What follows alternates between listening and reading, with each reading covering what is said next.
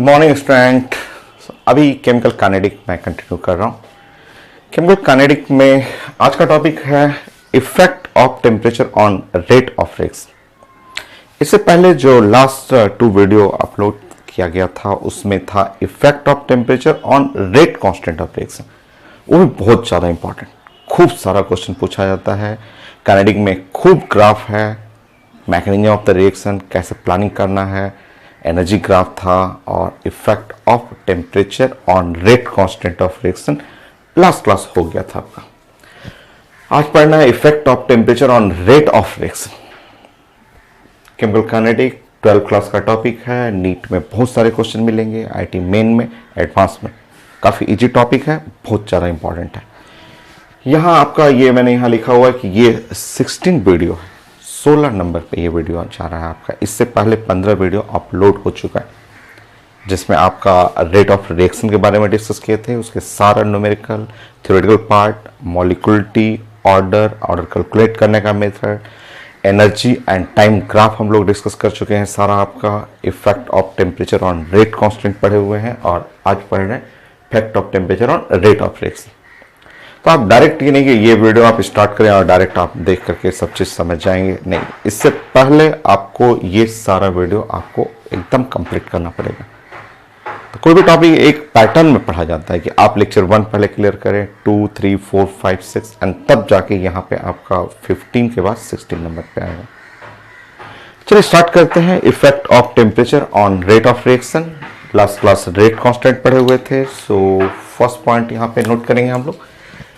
Kinetic में आप जानते हैं कि रेट, यहाँ रेट लिखते हैं और यहाँ लिखते हैं के, और ये कंसंट्रेशन और इसके ऊपर पावर लिखते हैं ऑर्डर। तो आपको बोलना है कि both rate and rate constant of reaction दोनों जो है वो टेम्परेचर पे डिपेंड करता है, ठीक है। रेट भी और रेट कांस्टेंट भी दोनों टेम्परेचर के ऊपर डिपेंड करेगा। तो लिखेंगे यहाँ पे both rate of reaction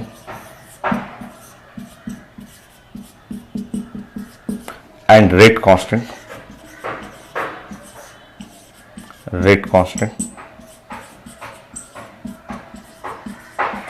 K depend on temperature।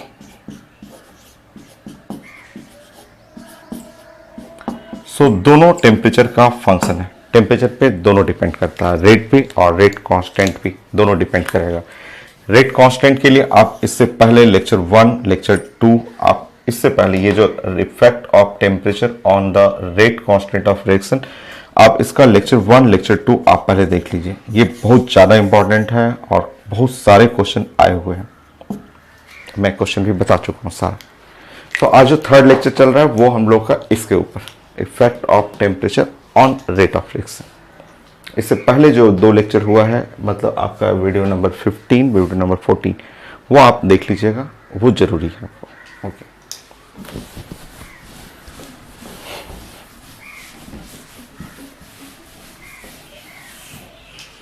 तो आज हम लोग को रेट के ऊपर इफेक्ट ऑफ टेम्परेचर देखना है कि अगर टेम्परेचर हम लोग बढ़ाएंगे तो रेट ऑफ रिएक्शन कैसे चेंज कर रहा है आपका। इसके लिए पढ़ने के लिए एकदम स्टेप बाय स्टेप छोटा छोटा पॉइंट हम लोग डिस्कस करेंगे। और सेकंड पॉइंट में हम लोग यहाँ बात करेंगे कि ये मान लीजिए ए और प्लस बी और ये रिएक्टेंट है और ये बना प्रोडक्ट, आप लिख लेंगे यहाँ पे ए प्लस बी, ये रिएक्टेंट है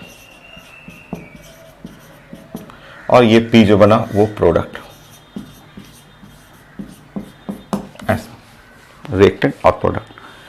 अब आप रिएक्टेंट को यहाँ पे आप लिख लेंगे, एक कंटेनर बनाएंगे, क्योंकि आप साइंस को ड्राइंग बना बना के सीखेंगे, उससे आप काफ़ी क्लियर होगा चीज़ें। आप यहाँ पे रिएक्टेंट ए बना लेंगे ऐसे, और एक रिएक्टेंट बी ऐसे बना लेंगे आप।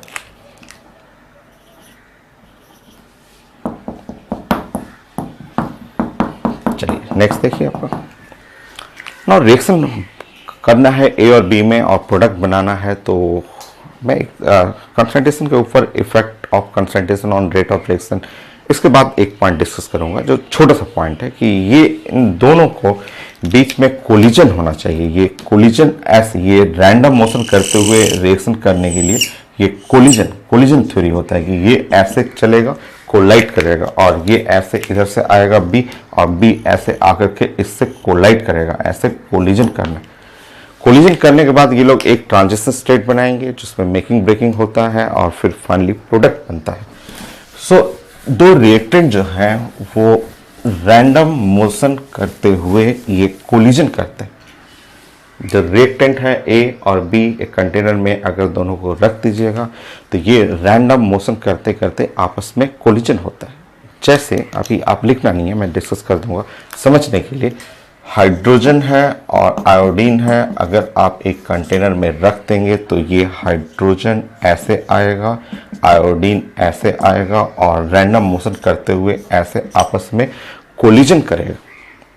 तो ये कोलिजन होता है। जो रिएक्टेंट मॉलिक्यूल्स है ना वो मूव करते हैं, वो मूव करेंगे स्पीड v से मूव करते करते रैंडमली कोलिजन करेंगे, कोलाइड करेंगे।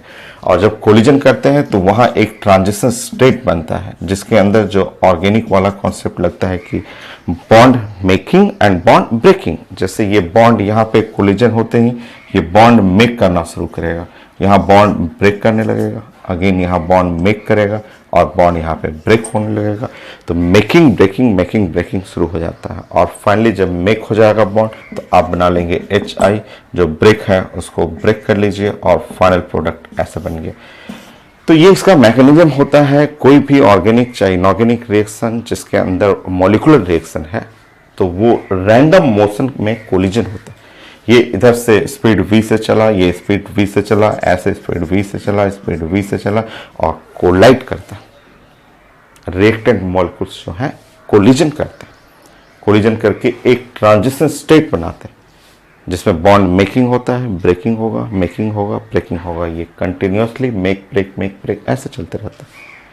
फाइनली जो बॉन्ड मेक हुआ उसको मेक कर लीजिए, जो ब्रेक हो रहा है उसको ब्रेक करके प्रोडक्ट बना लीजिए आप। तो ये हम लोग डिस्कस करेंगे, प्लीज उसके लिए अभी वेट करिए, अभी नेक्स्ट क्लास हम लोग डिस्कस करेंगे इसके बारे में। अभी मुझे इफेक्ट ऑफ टेम्परेचर देखना था। तो ये मॉलिक्यूल्स हैं, रिएक्टेंट मॉलिक्यूल्स हैं। रिएक्टेंट मॉलिक्यूल रैंडम मोशन करते हुए, इसका भी स्पीड v है और इसका भी स्पीड v है, और वो आपस में कोलिजन करेंगे। और अब मुझे क्या करना है कि इसको रेटिंग करना है। आज हमारा टॉपिक यही है कि effect of temperature, effect of temperature on rate of reaction. अब अगर मैं इसको हीट कर दूं, टेम्परेचर बढ़ाऊंगा तो देखता हूं क्या होता है रेट। चलिए स्टेप बाय स्टेप पढ़ते हैं। सबसे पहले स्पीड देखिए आप, स्पीड, जो स्पीड पे क्या फर्क पड़ा उसी से रिलेट करेंगे। तो आप स्टेप बाय स्टेप एकदम छोटा छोटा चीजें जोड़ेंगे। We molecular speed,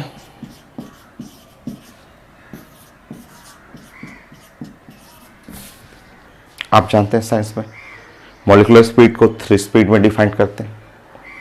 most probable speed, average speed and the root mean square speed.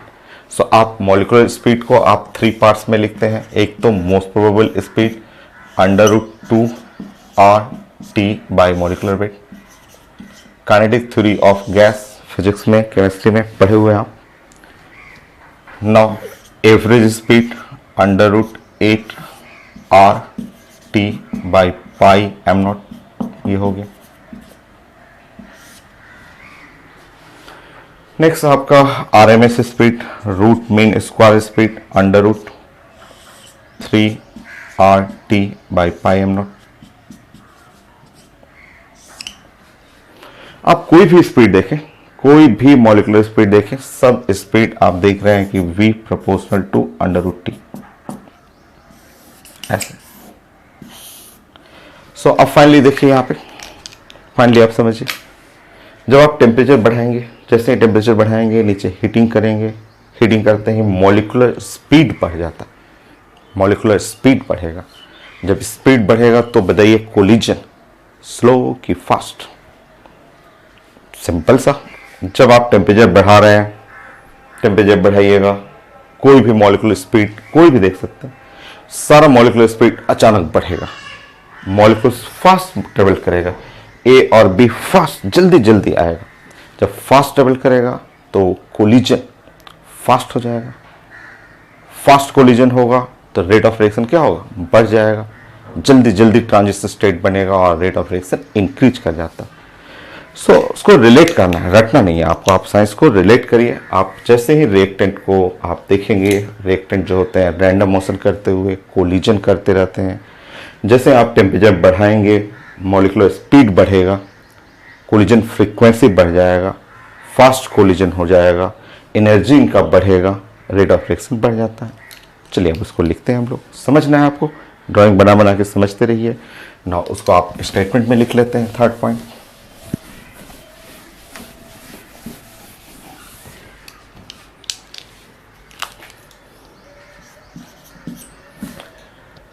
now when temperature increases,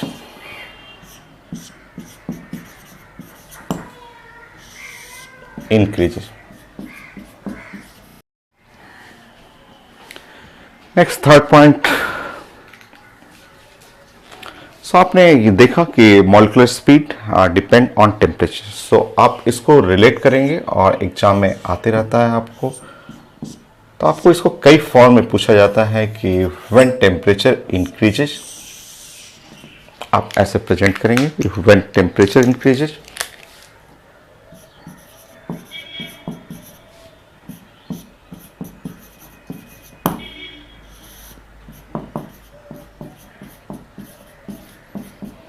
जैसे आप टेम्परेचर बढ़ाएंगे molecular speed increases, then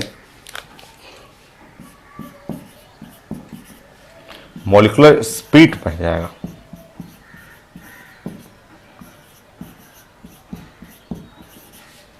increases,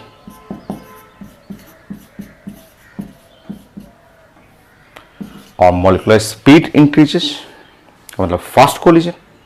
जब स्पीड बढ़ेगा तो जो रिएक्टेंट मॉलिक्यूल हैं वो फास्ट कोलिजन करेंगे। आप जानते हैं कि जैसे ये रिएक्टेंट मॉलिक्यूल है, ये रिएक्टेंट है और ये ऐसे कोलिजन करने के लिए ऐसे चल रहा है विथ स्पीड v, और ये भी रिएक्टेंट है और ये रिएक्टेंट है, ये भी चल रहा है विथ स्पीड ऐसे v से। ठीक है, सो जब स्पीड बढ़ेगा, मॉलिक्यूलर स्पीड बढ़ा, तो उसका कोलिजन फ्रीक्वेंसी या फास्ट कोलिजन बोलेंगे, जल्दी जल्दी कोलिजन होगा क्योंकि ये जस्ट मूव करके आएगा लड़ने के लिए। तो कोलिजन जब स्पीड बढ़ जाएगा तो इनका कोलिजन क्या होगा, फास्ट हो जाएगा। सो यहाँ पे आपको नोट करना है कि टेम्परेचर जैसे इंक्रीज करिएगा मॉलिक्यूलर स्पीड बढ़ेगा, स्पीड बढ़ने से ये हो जाएगा फास्ट कोलिजन।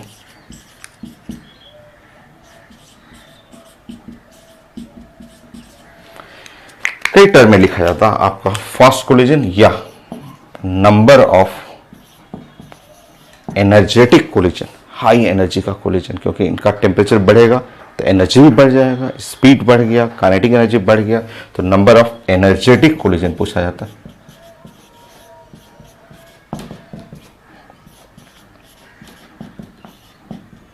सो एनर्जेटिक कोलिजन इंक्रीजेस, या आप बोल सकते हैं collision frequency, collision frequency increases. सब एक ही टर्म है, एग्जाम में कोई भी इसमें से पूछा जाता है। कोलिजन फ्रीक्वेंसी, कोलिजन फ्रीक्वेंसी को आप बोलते हैं ZAB, collision between reactant A and B। वो Z is collision frequency for reactant A and B। Collision frequency बढ़ेगी, जल्दी जल्दी कोलिजन होगा। ठीक है, कोलिजन फ्रीक्वेंसी को बोलते हैं number of collision per unit time per unit volume. Fast collision होने लगेगा तो यहां पे इसको आप कोलिजन फ्रीक्वेंसी को लिख सकते हैं आप number of collision per unit time per unit volume.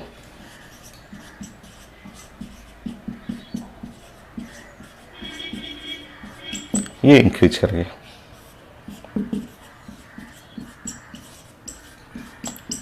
तो था रिजल्ट, और ये सब सारा इंक्रीज किया तो रेट भी बढ़ जाएगा।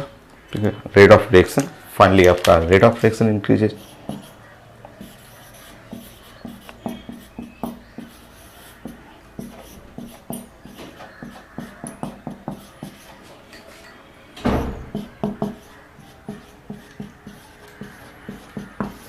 तो ये था आपका रिजल्ट कि effect of temperature on rate of reaction. तो आप एक सीक्वेंस में आप बनाएंगे, क्योंकि रिएक्शन तभी कंप्लीट होता है जब रिएक्टेंट ए और रिएक्टेंट बी कोलाइड करेंगे और ये लोग मिल करके एक ट्रांजिशन स्टेट बनाएंगे, और ट्रांजिशन स्टेट बनने के बाद वो प्रोडक्ट में कन्वर्ट कर जाता है, जो अभी आपने देखा कि रिएक्टेंट ए रिएक्टेंट बी जो है इफेक्टिव कोलिजन करना है। तो जैसे आप टेम्परेचर बढ़ाएंगे, टेम्परेचर बढ़ाते ही मॉलिक्यूलर स्पीड बढ़ेगा, और जब स्पीड ए और बी का स्पीड बढ़ेगा तो ये फास्ट कोलिजन करेंगे, जल्दी जल्दी पहुंचेंगे इस जगह पे जहां ट्रांजिशन स्टेट बनाना है। फास्ट कोलिजन होगा, उसका मतलब होता है कि एनर्जेटिक कोलिजन, मतलब हाई एनर्जी वाला कोलिजन हुआ जो इंक्रीज कर जाएगा। इसको आप कोलिजन फ्रीक्वेंसी भी बोल सकते हैं, फास्ट जल्दी जल्दी कोलिजन। और कोलिजन फ्रीक्वेंसी का मतलब number of collision per unit time per unit volume होता है। और जब खूब कोलिजन होगा, फास्ट कोलिजन होगा, हाई फ्रीक्वेंसी वाला कोलिजन होगा, तो रेट ऑटोमेटिक बढ़ जाएगा, क्योंकि रेट ऑफ रिएक्शन तभी होता है जब रिएक्टेंट कोलाइड करें, कोलाइड करके एक ट्रांजिशन स्टेट बनाए, वो कन्वर्ट करके प्रोडक्ट में चला जाएगा, तभी रेट बढ़ता है आपका। तो ये है effect of temperature on rate of reaction. NCERT में भी ऐसा ही कुछ लिखा हुआ है, एनसीईआरटी के लास्ट पेज पे है, उनका इक्वेशन बना हुआ है, वो मैं इक्वेशन डिस्कस कर देता हूं आपसे। कुछ ग्राफ भी है इसमें, वो भी जानना है हम लोग को।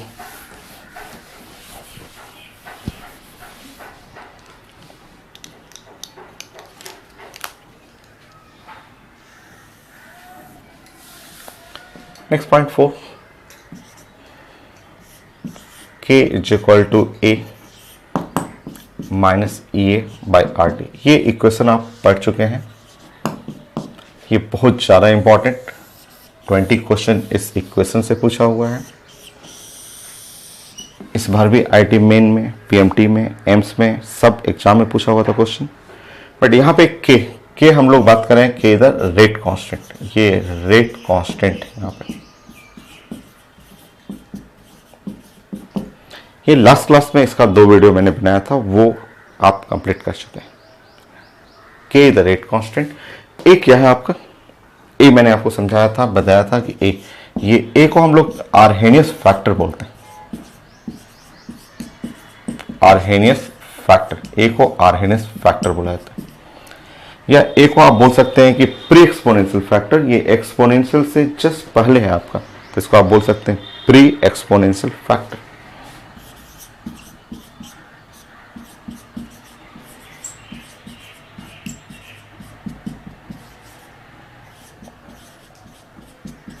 या फिर एक टर्म मैंने आपको बताया था फ्रीक्वेंसी फैक्टर, ए को हम लोग फ्रीक्वेंसी फैक्टर, फ्रीक्वेंसी फैक्टर भी बोलते हैं, ए को हम लोग बोलते हैं फ्रीक्वेंसी फैक्टर।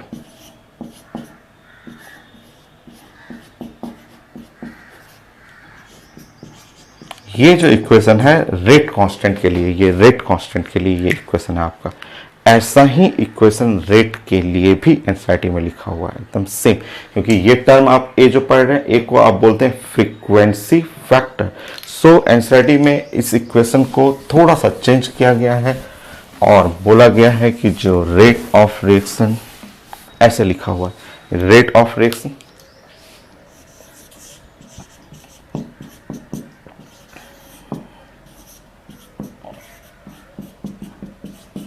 ऐसे बनाया हुआ है, लिखा हुआ है जेड ए बी, और सब कुछ same, E minus E A by R T, सारा इक्वेशन सेम और ऐसे लिखा हुआ, ये है एनसीईआरटी में ऐसे, जहाँ पे जेड जो है आपका collision frequency between reactant A and B, देखिए सेम उसी टाइप का है।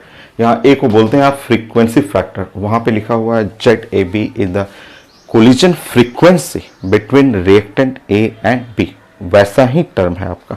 सो यहाँ पे जेड लिखेंगे, Z A B collision frequency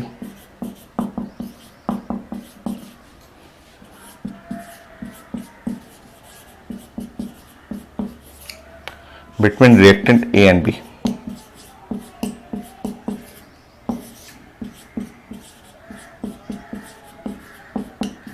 A and B. और आपने अभी तो देखा था अभी आपने देखा था कि अगर आप टेम्परेचर बढ़ाएंगे, अगर आपने टेम्परेचर बढ़ाया था तो कोलिजन फ्रीक्वेंसी बढ़ गया था, नंबर ऑफ कोलिजन पर सेकंड बढ़ गया था, फास्ट कोलिजन हो रहा था। और जब कोलिजन फ्रीक्वेंसी बढ़ेगा तो रेट ऑफ रिएक्शन भी बढ़ जाएगा। सो रेट ऑफ रिएक्शन भी बढ़ेगा।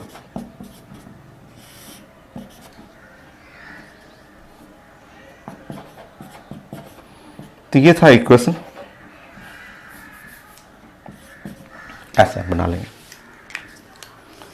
तो रेट ऑफ रिएक्शन के लिए एनसीईआरटी में इक्वेशन लिखा हुआ है सेम जैसा ये है, आर्हेनियस फैक्टर या प्री एक्सपोनेंशियल या फ्रीक्वेंसी फैक्टर, इसको फ्रीक्वेंसी फैक्टर बोलते हैं। इसी को वो लोग रिप्लेस कर दिया, बोला कि ये ZAB same frequency, collision frequency between reactant A and B, ये हो गया आपका। और भी थोड़ा सा और भी चेंज किया गया है आपका, बट इसके न्यूमेरिकल पार्ट नहीं है, तो ओनली थ्योरी है, थ्योरेटिकल पार्ट पढ़ना आपको।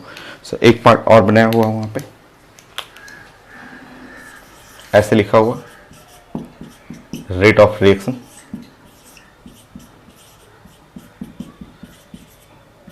यहां पे एक टर्म P भी लिखा हुआ, P AB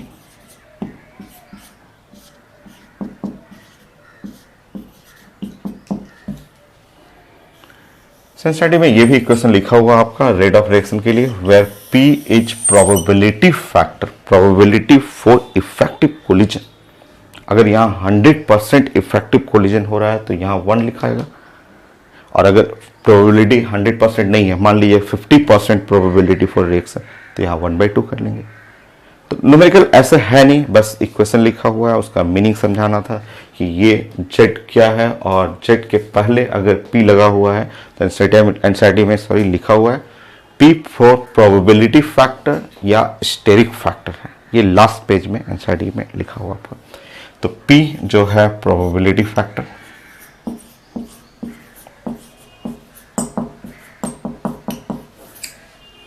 और स्टेरिक फैक्टर।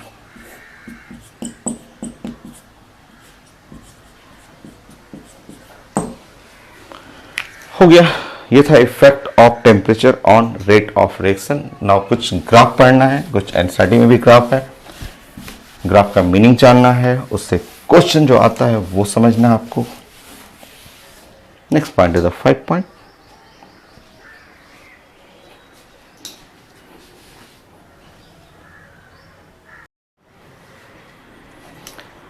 नेक्स्ट 5 पॉइंट में आप ग्राफिकल फॉर्म में आप पढ़ सकते हैं। ग्राफ फॉर्म में आपको ऐसे पढ़ना है जिससे आपका रेट ऑफ रिएक्शन जो है, अगर आप टेम्परेचर बढ़ा रहे हैं, अगर आप टेम्परेचर ऐसे बढ़ा रहे हैं तो आपका रेट ऑफ रिएक्शन इंक्रीज करेगा।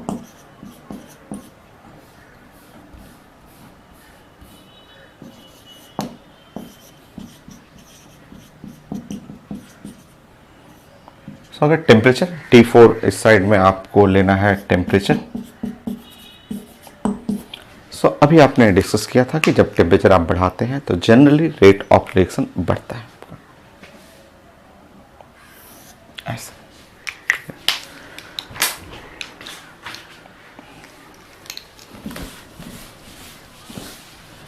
लिनियरली कोई जरूरी नहीं है, आप ये नॉर्मल रिएक्शन के लिए है, रेट ऑफ नॉर्मल रिएक्शन, ये हम लोग बातें करेंगे कि नॉर्मल रिएक्शन के लिए है।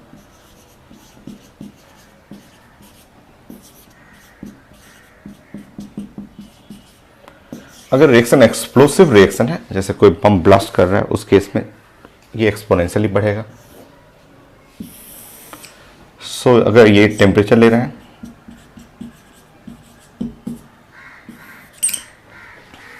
और यहां आप प्लॉट करेंगे रेट ऑफ रिएक्शन,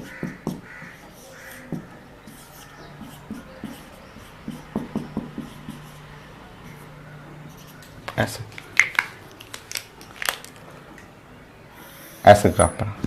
ये एक्सप्लोसिव ग्राफ है, एक्सप्लोसिव रिएक्शन, जो बहुत एक्सप्लोसिव रिएक्शन है, तो थोड़ा सा भी टेम्परेचर बढ़ाइएगा तो रेट खूब तेज ऐसे बढ़ता है आपका। तो ये रिएक्शन है एक्सप्लोसिव रिएक्शन।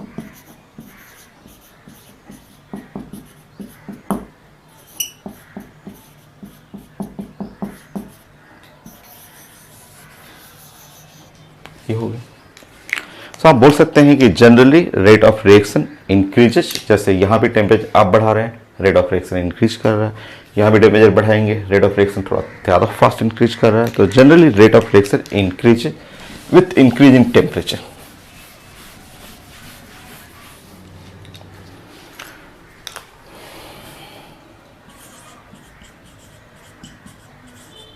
ये जनरली है, जनरली टेम्परेचर आप बढ़ाते हैं तो रेट ऑफ रिएक्शन बढ़ जाता है, बट हमेशा नहीं, हर केस में सही नहीं होता। आपको जनरली आप बोलेंगे rate of reaction when temperature increases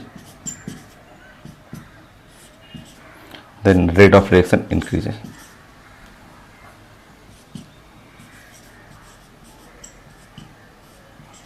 ये जनरल कंडीशन है कि रेट ऑफ रिएक्शन इंक्रीज करेगा। बट कुछ केस में जैसे बायोलॉजिकल रिएक्शन है, मान लीजिए जैसे बायोलॉजिकल रिएक्शन आपका, ठीक है, फॉर्मेंटेशन का रिएक्शन है और वहां नहीं होता, वहां काम नहीं करेगा। जैसे यहां आप टेम्परेचर बना लेंगे,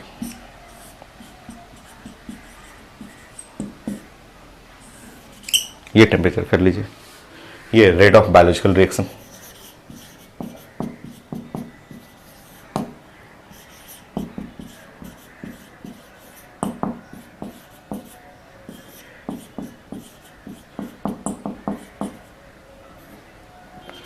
जैसे फॉर्मेंटेशन भी आएगा, fermentation of the sugar, sugar का फॉर्मेंटेशन, जैसे अल्कोहल बनता है, ग्लूकोज फ्रुक्टोज में डिसोसिएशन, ये ऐसे रिएक्शन का रेट इस तरह से चलता है, ऐसे रहेगा। सो टेम्परेचर बहुत ज़्यादा करिएगा, बहुत हाई टेम्परेचर रखिएगा तो रेट घटने भी लगता है। सो ये हमेशा ट्रू नहीं है। जनरली ये सही है कि टेम्परेचर जब बढ़ाते हैं तो रेट ऑफ रिएक्शन इंक्रीज करेगा, बट हर रिएक्शन के लिए ट्रू नहीं है। कभी कभी रेट ऑफ रिएक्शन देखिए टेम्परेचर हाई करेंगे तो रेट ऑफ रिएक्शन घट भी जाता है। सो रेट ऑफ रिएक्शन जो है बायोलॉजिकल रिएक्शन के लिए कई बार डिक्रीज भी कर जाता है।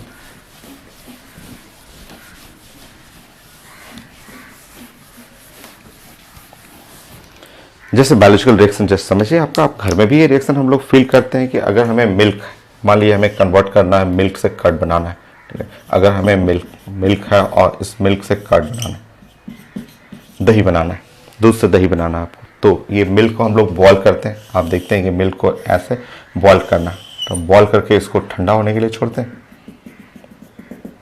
तो ऐसा, ठीक है। सो ये है हॉट और मिल्क, ठीक है, और फिर उसके बाद छोड़ देते हैं, उसको बॉयल करने के बाद छोड़ देते हैं बाहर, एक आध घंटे छोड़ते हैं ठंडा होने के लिए, ठीक है। टिल देखिए आपको, हम लोग घर में देखते रहते हैं कि तब तक ठंडा करते रहते हैं कि जब तक इसका टेम्परेचर नियरली जो होता है हॉट मिल्क, नियरली इसका टेम्परेचर जो हो जाए 37 डिग्री सेंटीग्रेड या उससे ज़्यादा, नियरली जो है, नियरली एग्जैक्टली नहीं बट नियरली 37 डिग्री सेंटीग्रेड या उससे थोड़ा सा 1-2 यूनिट ज़्यादा, 38, 39, 40 तक, ठीक है। हम लोग मिल्क को जस्ट बॉयल करके रख देते हैं, छोड़ देते हैं 1 घंटे के लिए। 1 घंटे छोड़ने के बाद देखते हैं, टेस्ट करते हैं, चेक करने के लिए जस्ट फिंगर, क्योंकि हमारा बॉडी का टेम्परेचर पता है 37 डिग्री है, बॉडी हमारा 37 डिग्री सेंटीग्रेड है। अगर मैं इस फिंगर को मिल्क में डाल रहा हूँ और अगर फिंगर मेरा हीट बर्दाश्त कर ले रहा है, मतलब हीट अगर ये रुक गया, मिल्क के अंदर जाने के बाद भी ये इतना हीट ये जो है बर्दाश्त कर ले रहा है कि गर्म आपको नहीं फील हो रहा है, कि एकदम नॉर्मल आपको लग रहा है, तो वो इसका एक बेस्ट टेम्परेचर होता है। यहाँ पे सबसे फास्ट रिएक्शन होगा। अगर आप पता चला कि ये आप बॉयल किया और बॉयल करके तुरंत उसमें आप दही डाल दीजिएगा तो मिल्क क्या होगा, फट जाएगा, ठीक है, फर्मेंटेशन होगा ही नहीं। बहुत ठंडा कर दीजिएगा, इसको लेके फ्रीजर में रख दीजिएगा, बहुत लो टेम्परेचर रखिएगा, तब भी वो जमेगा नहीं, दही नहीं बनेगा, ठीक है। तो एक बायोलॉजिकल रिएक्शन जहाँ फर्मेंटेशन है वहाँ रेट टेम्परेचर पे हमेशा इंक्रीज नहीं करेगा। ये जैसे फर्मेंटेशन के लिए, बायोलॉजिकल के लिए, जैसे मिल्क से कर्ड बनाने के लिए ये टेम्परेचर नियरली 37 डिग्री सेंटीग्रेड जो हमारा बॉडी टेम्परेचर एक ऑप्टिमम टेम्परेचर माना जाता है। तो इस टेम्परेचर पे फास्ट रिएक्शन होगा, सबसे फास्ट रिएक्शन होगा। अगर टेम्परेचर बहुत ज़्यादा है 50 डिग्री 60 डिग्री सेंटीग्रेड टेम्परेचर पे, तो रेट ऑफ रिएक्शन स्लो हो जाएगा।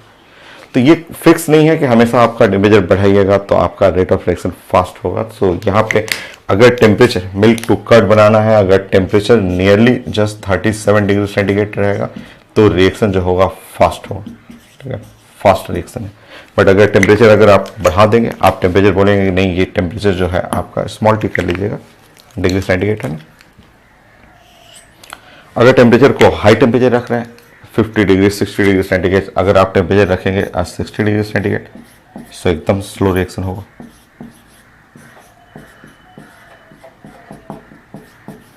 टेम्परेचर अगर लो भी रखेंगे 10 डिग्री सेंटीग्रेड रखेंगे तब भी रिएक्शन स्लो होगा। तो बायोलॉजिकल रिएक्शन का रेट जो होता है टाइम के साथ टेम्परेचर के साथ घटता भी, हमेशा बढ़ेगा नहीं, घटेगा भी हमेशा। तो जनरल रिएक्शन जनरली टेम्परेचर बढ़ाइएगा तो रेट ऑफ रिएक्शन बढ़ जाएगा, बट कुछ केस जिसमें बायोलॉजिकल में फर्मेंटेशन ग्लूकोज का, शुगर का या मिल्क से कर्ड बनाने का जो प्रोसेस है उसमें भी एक ऑप्टिमम टेम्परेचर होता है, उससे ज़्यादा टेम्परेचर रखिएगा तो वो रेट ऑफ रिएक्शन घट जाएगा आपका। सो इधर 6 पॉइंट और 7 पॉइंट है। एनसीईआरटी में कुछ ग्राफ है जो काइनेटिक थ्योरी ऑफ गैस से यूज करना है, तो नेक्स्ट पॉइंट मैं वो ग्राफ डिस्कस कर देता हूँ।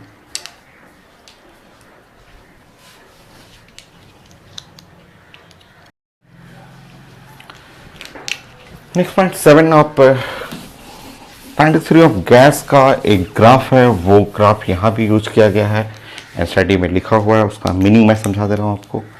सो 7 का फर्स्ट पॉइंट आप लिख लेंगे from kinetic theory of gas.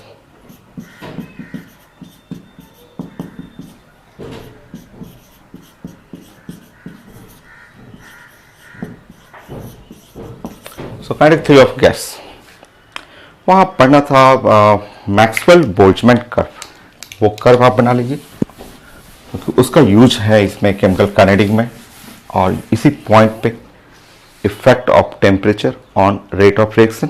So NCERT में भी लिखा हुआ है, वो मैं डिस्कस कर दे रहा हूँ। Maxwell Boltzmann curve,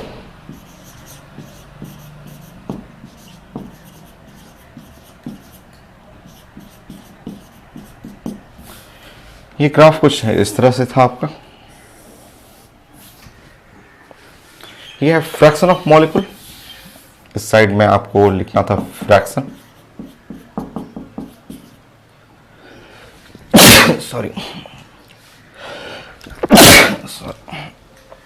fraction of molecule,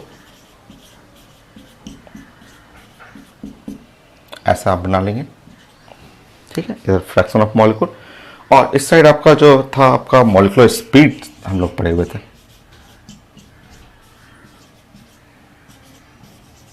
और ग्राफ हम लोग का ऐसा था।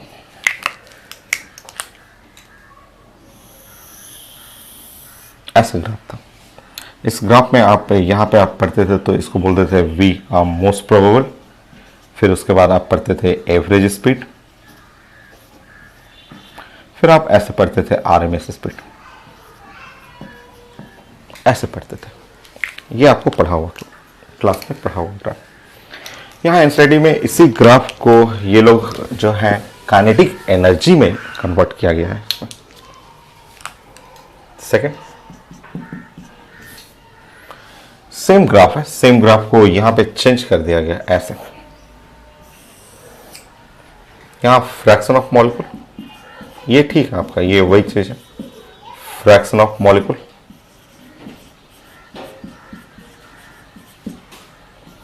और यहां लिखा हुआ काइनेटिक एनर्जी। ये जो मॉलिक्यूलर स्पीड है ना, एनसीईआरटी में लिखा हुआ काइनेटिक एनर्जी, काइनेटिक एनर्जी लिखा हुआ है।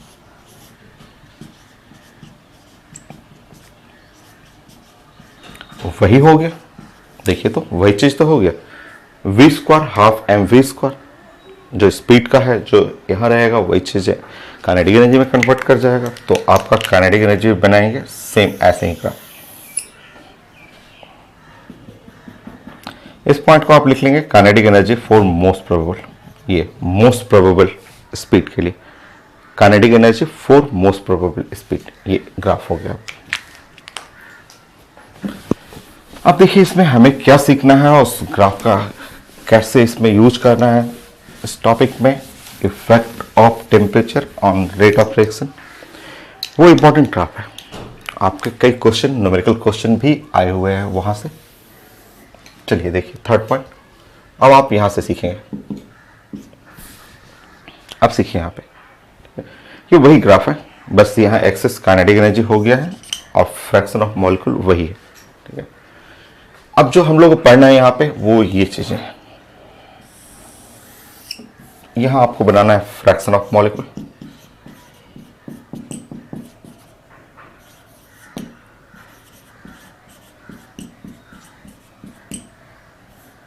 यहां बनाएंगे काइनेटिक एनर्जी।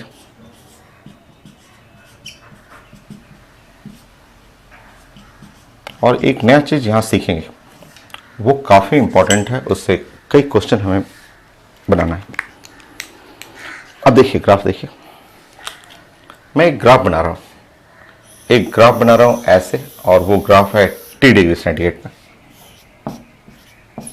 सो T डिग्री सेंटीग्रेड का एक ग्राफ, ठीक है। ग्राफ में आप राइट साइड जाएंगे, राइट साइड ऐसे आप बना लेंगे। मैं एक बार चेक कर ले रहा हूं क्या ये कैमरा के रेंज में आ रहा है।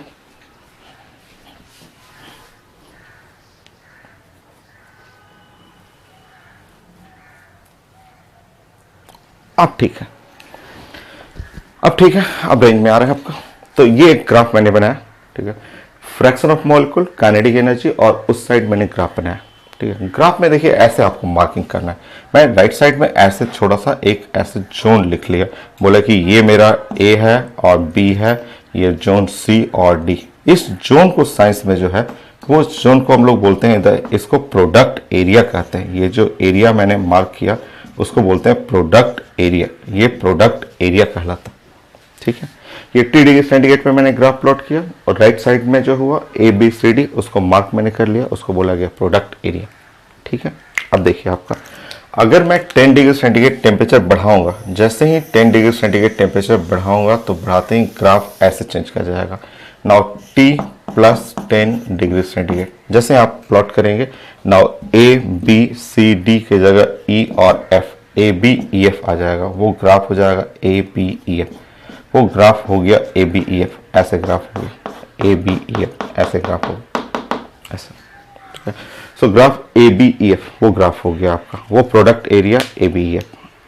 अब नया चीज सीखिए यहाँ पे, यही एक टर्म है जिससे आपको कुछ क्वेश्चन बनाना है। IT मेन में भी आया हुआ है, एडवांस का भी क्वेश्चन है, और PMT में भी है।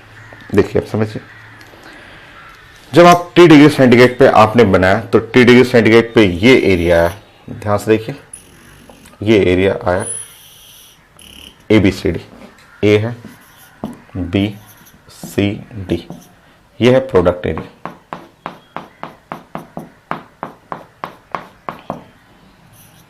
T डिग्री सेंटीग्रेड पे ऐसे प्रोडक्ट एरिया, बट जैसे आपने T प्लस 10 डिग्री सेंटीग्रेड किया तो आपका ग्रीन एरिया आ गया।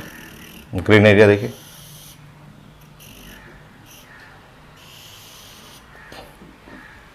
ये आया A B E F, ये है T प्लस 10 डिग्री सेंटीग्रेड, और ये प्रोडक्ट एरिया कहलाता है। पता है जब मेजरमेंट किया गया, जब दोनों एरिया को स्केल में मेजर किया गया तो ये एरिया ना ट्वाइस आता है, ट्वाइस डबल आ गया। अगर आप मेजरमेंट इसको स्केल से मेजर किए, लोग बार बार हर रिएक्शन का प्रोडक्ट बना के देखे, तो अगर ये एरिया A है, इस एरिया का डायमेंशन A है, तो ये ग्रीन वाला एरिया का डायमेंशन हो जाएगा 2A, डबल हो गया, ठीक है। और यहाँ से साइंस में एक रिजल्ट बना कि for each increase in temperature by 10 degree centigrade, अगर आप 10 डिग्री सेंटीग्रेड टेम्परेचर बढ़ाएंगे तो आपका प्रोडक्ट डबल होते जाएगा। प्रोडक्ट डबल का मतलब रेट ऑफ रिएक्शन ट्वाइस। ये एक साइंस का स्टैंडर्ड रिजल्ट बन गया। इसी ग्राफ से आपको हेल्प मिला कि जैसे ये प्लॉट किया गया 10 डिग्री बढ़ा करके, ये ग्रीन वाला एरिया डबल एरिया मिला कंपेयर टू द रेड वाले एरिया से। सो जब प्लॉट किया गया तो ये एरिया A है तो इसका एरिया 2A, और ये प्रोडक्ट एरिया इसको कहा गया। और यहाँ से रिजल्ट बना कि अगर आप टेम्परेचर 10 डिग्री सेंटीग्रेड बढ़ाएंगे, आपके प्रोडक्ट का एरिया डबल हो जाएगा, मतलब प्रोडक्ट डबल हो जाएगा, इसका मतलब हुआ रेट डबल हो जाएगा। सो ये एक स्टैंडर्ड रिजल्ट बना, rate of reaction increases twice when temperature increases by 10 degree centigrade. तो ये ग्राफ के हेल्प से ये बनाया गया, और ये एनसीईआरटी में है ग्राफ, ऐसे एरिया को ऐसे मार्क करके भी लिखा हुआ है एनसीईआरटी में, उसका मीनिंग आपको ये समझना है यहाँ पे। तो आप इसको नोट करेंगे कि ये at 80 degree centigrade product area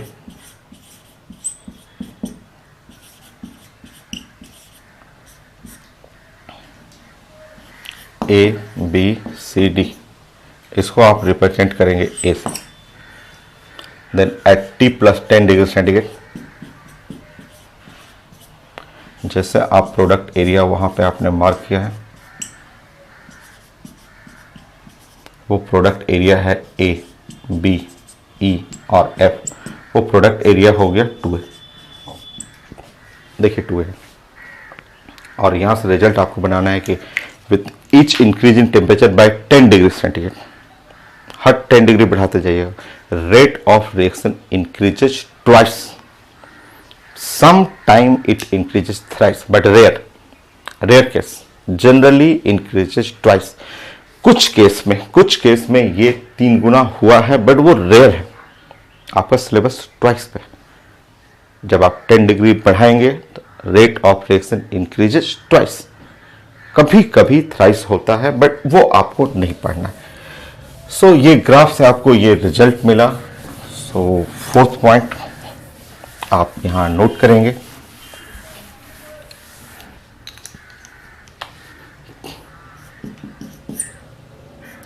When temperature increases by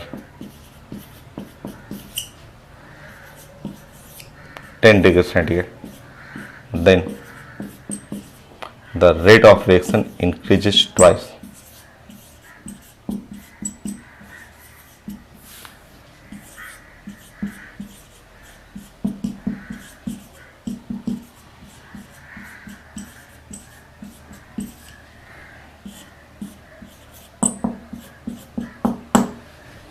rate of reaction increases twice, यहां ब्रैकेट में लिख लिएगा, सम टाइम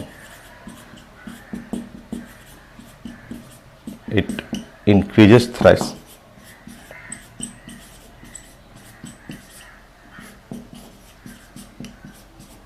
बट वो रेयर है। पेपर में से लिखा रहता है आपको डबल होगा रेट। इसके लिए एक टेम्परेचर कोएफिशिएंट भी लिखा हुआ, तो आपको समझना ये था ग्राफ का जो मीनिंग है वो प्रोडक्ट एरिया, और जैसे आप टेम्परेचर 10 डिग्री बढ़ाते हैं वो राइट साइड का एरिया जो प्रोडक्ट एरिया डबल हो जाता है, ये मीनिंग समझना था, और उससे ये रिजल्ट बनाना था कि 10 डिग्री आप बढ़ाएंगे रेट इंक्रीज करेगा ट्वाइस। और इसके लिए एक टर्म भी ऐसे लिखा हुआ है नाउ, ऐसे ईटा करके, कि इसको टेम्परेचर कोएफिशिएंट,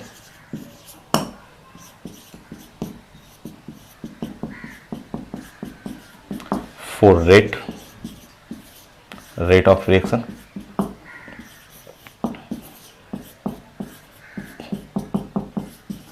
ये ऐसे लिखा हुआ, ठीक है। इसका मीनिंग क्या है? तो इसका मीनिंग है rate at T plus 10 degree centigrade और divide by rate at T degree centigrade, ये इसका मीनिंग है, ये इसका मीनिंग होगा, ठीक है। और ये जो रेशियो होता है ये twice, rate at T plus 10 degree centigrade divide by rate at T degree centigrade. So आप स्टेटमेंट भी लिख सकते हैं, और ये ट्वाइस डबल होगा। ये टेम्परेचर कोएफिशिएंट ऑफ रेट 2 होता है, ये 2 टेम्परेचर कोएफिशिएंट ऑफ रेट जो हो जाएगा वो 2 होता है या 3 होता है, 3 बट रेयर है, ये मिलता नहीं है, बहुत रेयर है भाई, 100-200 में एक बार मिल जाता है, जनरली ये ट्वाइस होगा। यहां आप इसको पूरा लिखना चाहें तो लिख सकते हैं, rate at T plus 10 degree centigrade bye rate at T degree centigrade.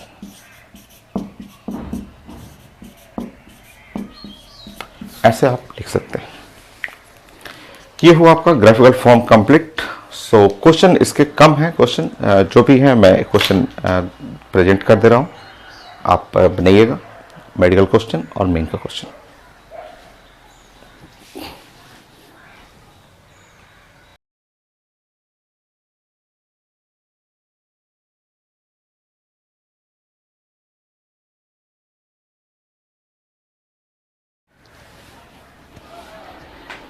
ये था आपका नीट का क्वेश्चन, और ये इसी टाइप का क्वेश्चन मिलेगा इसमें, मोस्ट कॉमन क्वेश्चन यही है आपका।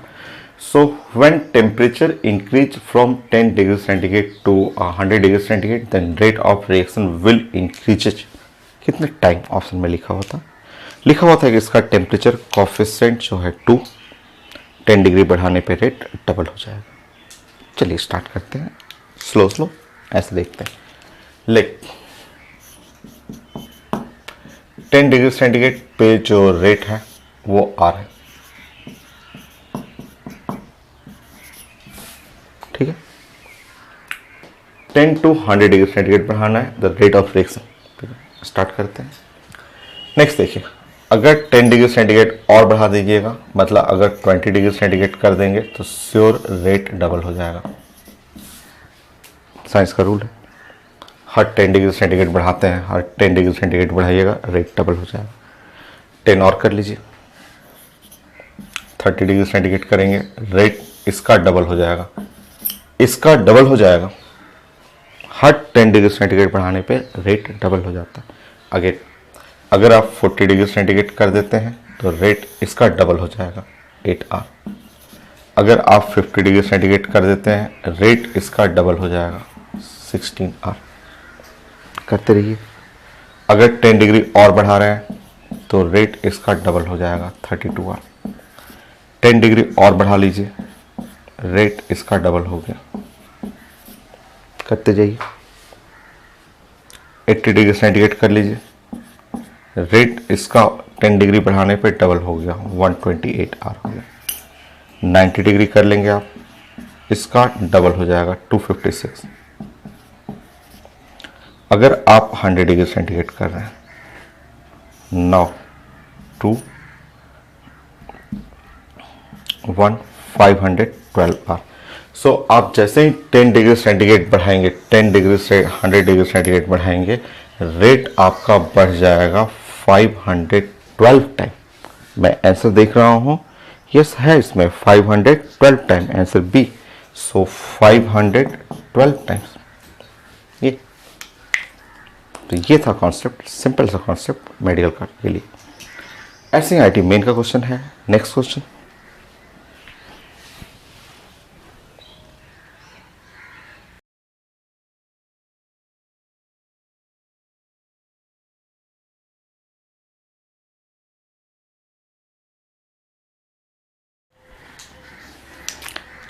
सो ये बताइए, आईटी मेन का क्वेश्चन है, सिंपल सा क्वेश्चन।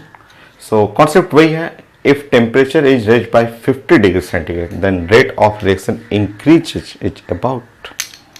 इनिशियल टेम्परेचर नहीं लिखा हुआ, कोई बात नहीं है, आप ऐसे मान लेंगे ना, लेट T डिग्री सेंटीग्रेड है और इस T डिग्री सेंटीग्रेड पे रेट जो है वो है R। मान लीजिए T डिग्री सेंटीग्रेड पे रेट R है और temperature is raise by 50 degree centigrade. अब 50 डिग्री बढ़ाना है आपको, सो आप चेक करेंगे T प्लस 10 डिग्री सेंटीग्रेड। जैसे बढ़ाएंगे 10 वो रेट डबल हो जाएगा। T plus 20 degree centigrade, rate हो गया अगेन डबल, 4R। हर 10 डिग्री बढ़ाते जाइएगा, हर 10 डिग्री पे रेट डबल होते जाएगा। T प्लस 30 डिग्री सेंटीग्रेड कर लेंगे, रेट हो गया 8R हो गया। T प्लस 40 डिग्री सेंटीग्रेड कर लेंगे, रेट जो हो गया वो 16R हो गया। और कितना बढ़ाना है, 50 डिग्री सेंटीग्रेड से T प्लस 50 डिग्री सेंटीग्रेड, ये हो गया 32R। तो देखिए यहाँ पे टेम्परेचर आपने बढ़ा दिया 50 डिग्री सेंटीग्रेड से, रेट बढ़ गया कितना टाइम, 32 टाइम। रेट बढ़ा 32 टाइम, हो गया। सिंपल सा क्वेश्चन।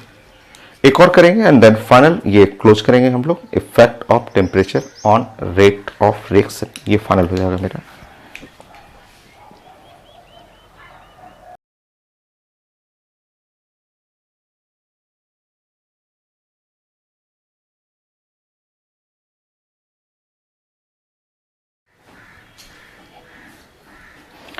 सो एकदम आसान सेम क्वेश्चन तो रहा, सेम क्वेश्चन है आपका, ये तो 32 टाइम्स ही रहेगा, सेम क्वेश्चन है आपका।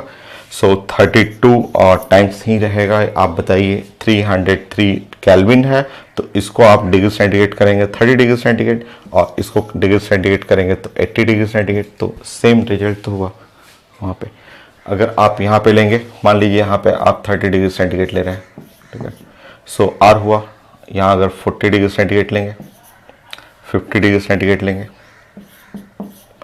10-10 बढ़ाते जाइए, 60 डिग्री सेंटीग्रेड, 70 डिग्री सेंटीग्रेड या 80 डिग्री सेंटीग्रेड करेंगे। देखिए 32 टाइम सेम क्वेश्चन है। ये मेरा topic complete. Effect of temperature on rate of reaction as well as rate constant of reaction. Rate constant last 2 lecture आपने पढ़ा था, आज ये रेट ऑफ रिएक्शन पे इफेक्ट ऑफ टेम्परेचर फाइनल।